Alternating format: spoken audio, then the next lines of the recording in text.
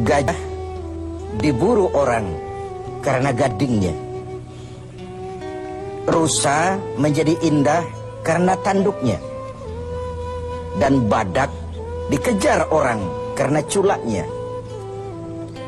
Gajah yang tak bergading, rusa yang tak bertanduk, bahkan badak yang tak berculak, segera kehilangan keindahannya. Demikian kalau ini kita pindahkan kepada nilai-nilai keimanan. Orang yang beriman dikenal karena ia punya ciri, punya tanda. Apa tandanya? Al-Anfal ayat 2 dan 3 menjelaskan itu. Innamal mu'minun, sesungguhnya yang benar-benar dinamakan orang beriman itu, siapa mereka? Pertama, alladzina idza dzukirallahu wajilat qulubuhum. Apabila disebut nama Allah, bergetar hatinya. Nama Allah sanggup menggugah jiwanya. Bagaimana ini bisa terjadi? Dalam hidup Allah memberikan satu hati kepada kita. Di hati yang cuma satu itu terkumpul sejuta rasa. Apa yang paling mengambil tempat terbesar di hati kita, itulah yang kalau disebut hati akan bergetar. Jadi kalau hati sepenuhnya sebagian besar diisi harta, di sebagian besar diisi pangkat dan jawatan, sebagian besar diisi dengan segala macam yang lain, itu yang akan membuat dia bergetar. Orang-orang yang beriman, sebagian besar hatinya diisi oleh Allah. Nama Allah sanggup menggugah jiwanya, menggetarkan hatinya. Dari sini timbul sikap etika otonom. Sekarang ini pun ditekan orang. Hei, kamu korupsi ya? Biar aja. Orang kan tahu, nggak apa-apa. Tuhan kan tahu, biarin. Tuhan tahu nggak ribut. Tapi kalau orang tahu, 3 orang saja ribut sudah geger. Tuhan nggak ribut katanya. Bagaimana mau menggetarkan hati seperti itu? Orang yang beriman, sebagian besar hatinya diisi Allah. Sehingga kalau disebut nama Allah, bergetar dan pada gilirannya sanggup menggetarkan hati orang lain. Bukankah pada satu saat ketika Rasul sedang tidur, datang orang kafir bernama Da'sur menghunus pedang. Muhammad, kalau saya tebas batang lehermu, siapa yang akan menolongmu sekarang? Dengan tenang dan tegar Rasul menjawab, Allah yang akan menolong saya. Mendengar kalimat Allah, Da'sur gemetar, pedang jatuh, diambil oleh Rasul. Kalau sekarang saya balikan pedang ini ke lehermu, siapa yang akan menolongmu, Da'sur? Tidak ada ya Rasul, kecuali kalau kau mau memaafkan saya. Diberikan pedang itu oleh Rasul. Jangan ulangi lagi perbuatanmu. 2 sisi dari cerita pendek ini.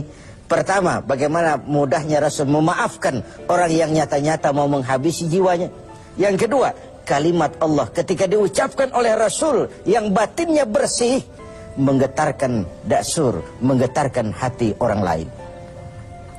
Yang kedua, wa idza tuliyat alaihim ayatuhu zadathum imana. Orang beriman itu kalau dibacakan kepada mereka ayat-ayat Allah, bertambah keimanannya.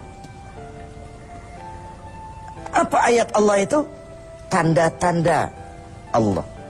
Ada berapa ayat Allah? Ada 2. Pertama, ayat yang terucap oleh Allah, biasa kita sebut wahyu. Yang kedua, ayat yang tercipta oleh Allah, alam semesta jagat raya ini.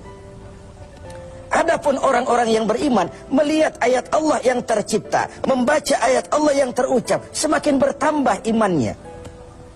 Dia berdiri di tepi pantai, bukan main lautan luas terhampar biru membentang, ombak menghempas diri ke tepian.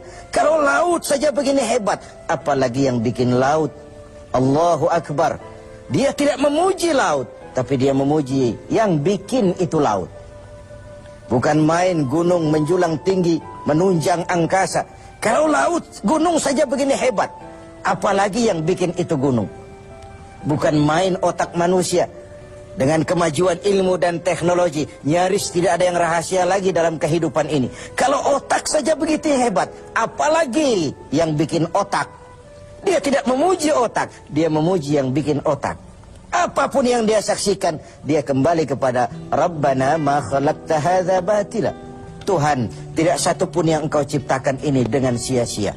Baik ayat Allah yang tercipta, alam semesta jagat raya, baik ayat yang terucap, wahyu ini. Keduanya kalau dibacakan semakin menambah keimanannya. Kita pandai baca ayat yang terucap oleh Allah. Sering kita khatam Quran, tapi kita kurang pandai membaca ayat yang tercipta oleh Allah. Bumi ini ayat Allah, baca. Mengandung gas, minyak, batu bara. Pakai apa membaca ayat Allah di bumi? Pakai ilmu geologi. Angkasa luar ayat Allah, baca. Bagaimana membaca angkasa luar? Pakai ilmu astronomi. Laut ayat Allah, ada minyak lepas pantai, ada mutiara, ada kekayaan-kekayaan di dasar laut. Bagaimana membaca ayat Allah di lautan? Pakai ilmu oceanografi.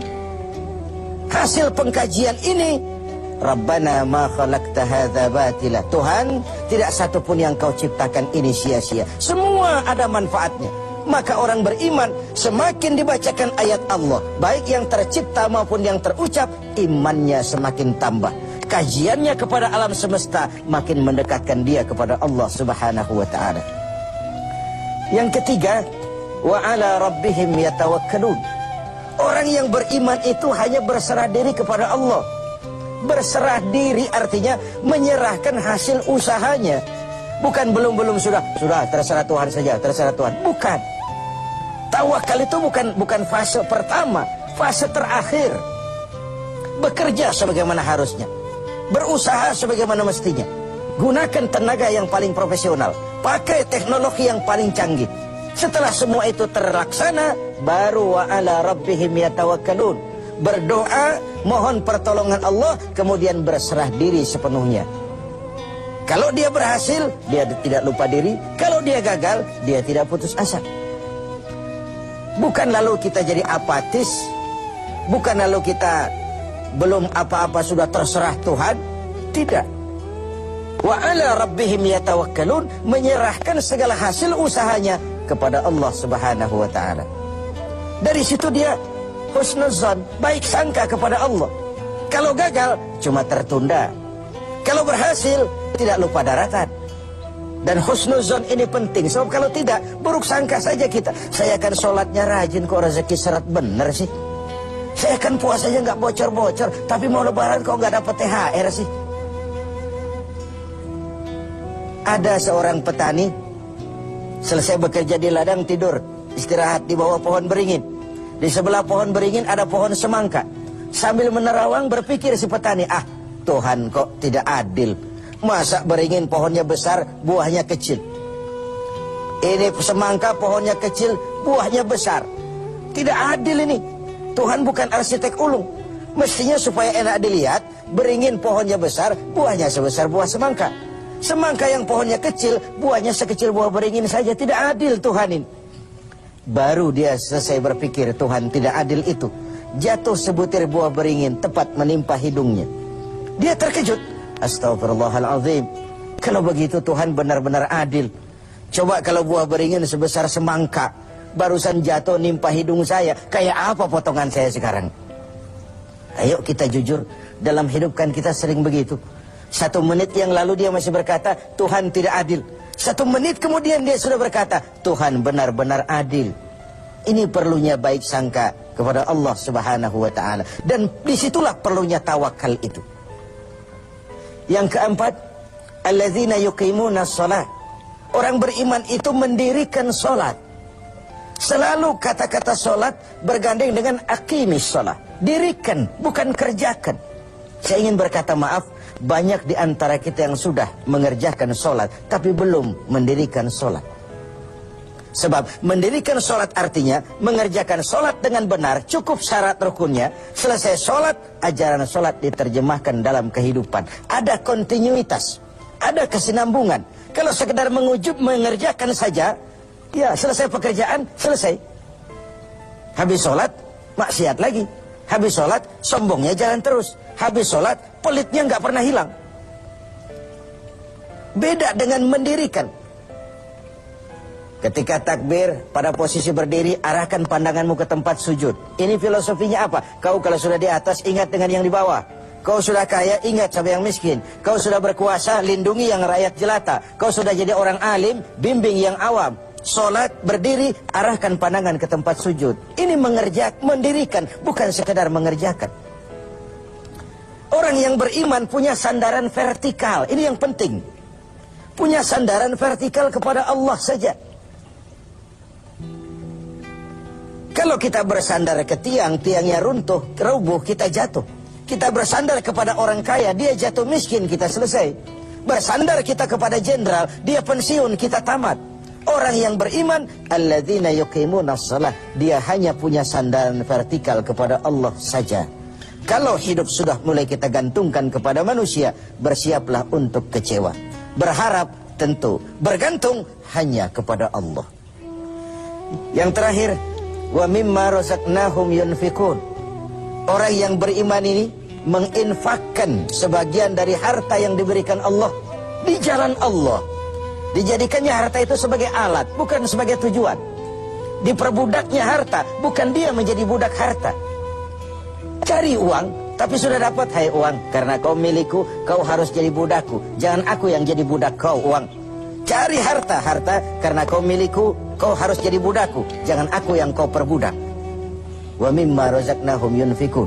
Saya ingin menekankan, harta kita yang sebenarnya adalah yang sudah kita belanjakan di jalan Allah. Yang kita simpan di bank, kita simpan di rumah, kita simpan di saku, harta kita sementara. Besok dia akan pindah jadi milik orang lain.